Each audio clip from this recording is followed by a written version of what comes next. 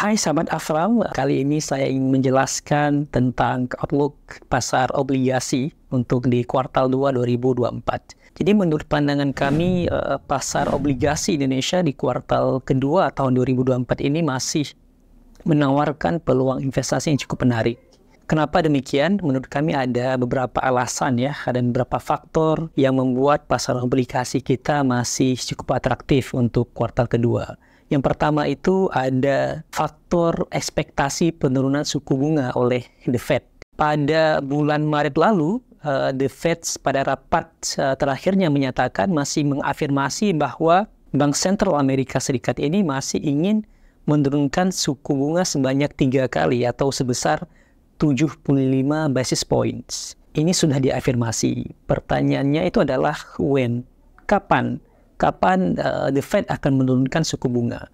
Berdasarkan data futures dari CME, pasar meyakini lebih daripada 60% meyakini bahwa The Fed akan mulai menurunkan suku bunga pertamanya itu pada bulan Juni ini atau pada bulan 6 di akhir kuartal kedua tahun ini.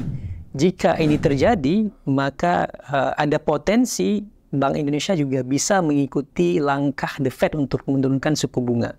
Bahkan petinggi Bank Indonesia sudah mensinyalkan akan menurunkan suku bunga tidak di bulan Juni mungkin, tapi kemungkinan mereka mensinyalkan menurunkan di semester 2 tahun 2024.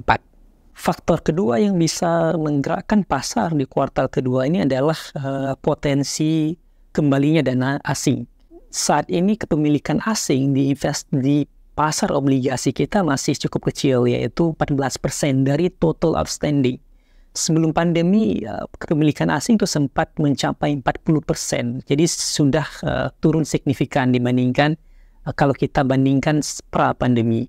Jadi seandainya investor asing bisa masuk 1% saja dari 14% ke 15%, maka kami meyakini ini akan berdampak positif bagi pasar obligasi kita. Sebagai catatan, secara bagi investor asing, yield atau imbal hasil yang ditawarkan oleh obligasi kita juga masih tergolong cukup atraktif ya dibandingkan dengan peers kita. Ketiga itu adalah situasi ekonomi yang menurut kami masih sangat kondusif. Pertumbuhan ekonomi kita masih bisa tumbuh di 5%-an, cukup resilient.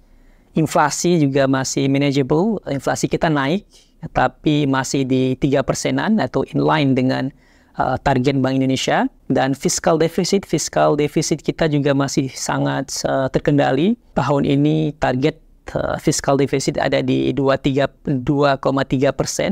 Tahun lalu itu 1,6, jadi sangat kecil ya. Dengan defisit fiskal yang manageable, itu artinya resiko supply obligasi juga sangat rendah untuk tahun ini.